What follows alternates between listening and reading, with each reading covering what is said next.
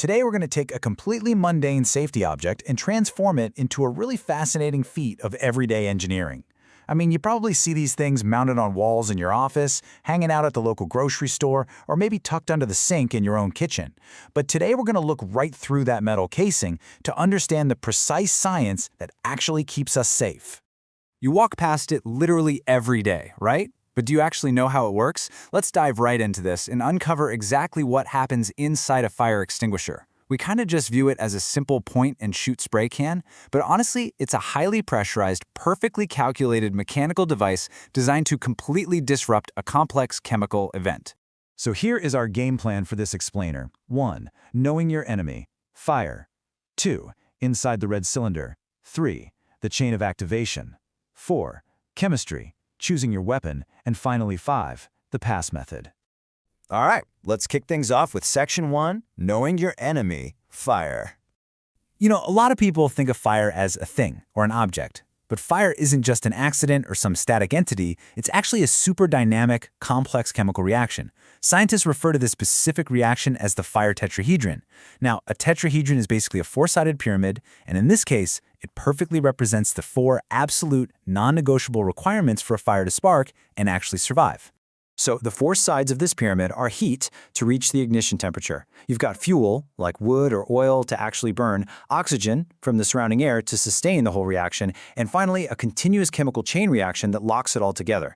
And this brilliantly illustrates our strategy today, because a fire extinguisher works by violently removing one or more of these 4 vital elements. If you knock out just one side of that tetrahedron, the entire structure collapses and the fire dies.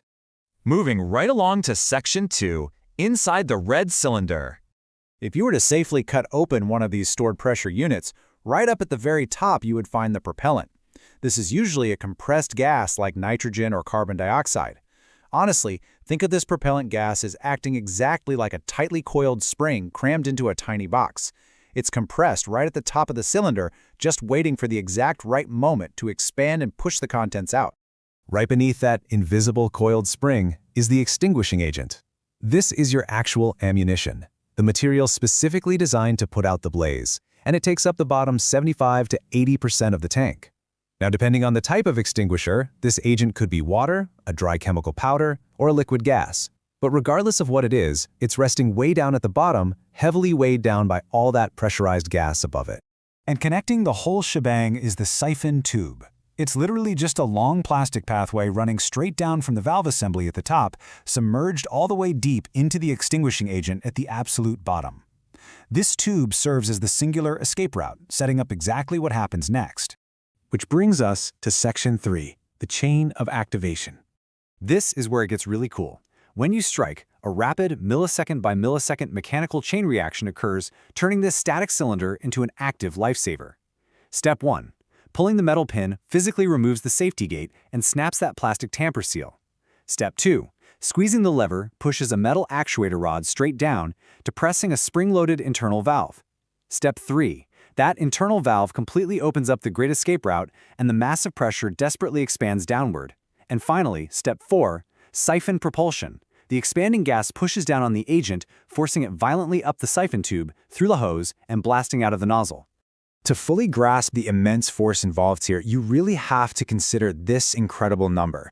That compressed nitrogen gas at the top of the tank, it's sitting under an extreme pressure of 195 psi, or 13.4 bar. I mean, that is the massive, invisible muscle driving the entire process, making absolutely sure the agent shoots out with enough velocity to hit the fire from a safe distance. Let's pivot over to Section 4, Chemistry, Choosing Your Weapon. So, while the mechanics are nearly identical across most standard extinguishers, how they actually kill the fire depends entirely on the chemical loaded inside. Your options fall into distinct categories that target totally different parts of the fire tetrahedron. Look at this table. You've got dry chemical, which smothers the fire to remove oxygen and interrupt the chain reaction. You've got CO2, which freezes and displaces to remove heat and oxygen. And you've got water and foam, which cool and choke things out to also target heat and oxygen. Let's look a bit closer at how these distinct chemicals operate in the field. The crucial point here is understanding the agent based on the fire you're fighting. Take dry chemical extinguishers, for example. These are the most common ones you'll see in homes and offices. They use monoammonium phosphate powder. When you spray it, This heavy powder physically blankets the fuel to smother it, completely cutting off oxygen while simultaneously coating the material to interrupt that chemical chain reaction. Now compare that to carbon dioxide extinguishers, which are common in server rooms or commercial kitchens. When released, the highly pressurized liquid CO2 instantly expands into a freezing cold gas. It aggressively displaces the surrounding oxygen while dropping the temperature of the fuel well below its ignition point. It's just a brutal two-pronged attack on the tetrahedron. And then, of course, we have our classic water and foam extinguishers, primarily used for ordinary combustibles like wood, paper, or textiles. The water variations act purely by soaking the fuel, basically using water's incredible heat capacity to absorb heat from the fire. It just continuously cools the fuel down until the fire simply cannot sustain itself anymore. And if it's a foam variation, it adds a nice sudsy layer on top to choke off the oxygen supply for good measure. All right, bringing us to our final section, Section 5, the pass method. Now, in an actual emergency, your adrenaline is pumping, right? And you only have about 10 to 15 seconds before a standard extinguisher is completely empty. That's why, no matter what chemical is inside the canister, they are universally designed to be operated using a single, incredibly simple acronym, the pass method. Pull the pin to unlock the mechanism. Aim low at the base of the fire. Squeeze the lever to open up that internal valve, and sweep from side to side to ensure maximum coverage over the burning area. I really want to emphasize this specific step right here, aiming low. It is totally human nature to want to spray wildly at the massive, intimidating flames leaping into the air, but you must aim low at the base, because that is exactly where the physical fuel of our chemical enemy actually lives. You aren't fighting the flames, folks. You are fighting the fuel that's feeding those flames. And this brings our entire explainer full circle. Your ultimate goal, using the coiled mechanics of the canister and the targeted chemistry of the agent, is to swiftly and aggressively break the fire tetrahedron. Whether you're suffocating its oxygen, freezing away its heat, or interrupting its chain reaction, you are literally dismantling the chemical structure of the fire piece by piece. So, here's a question to leave you with. The next time you see one of these devices mounted on a wall at work or sitting under the sink in your kitchen, take a second to really look at it. Ask yourself, do you still just see an ordinary red cylinder blending into the background? Or do you now see the incredible coiled spring mechanics and targeted chemistry that make it the ultimate fire-killing tool?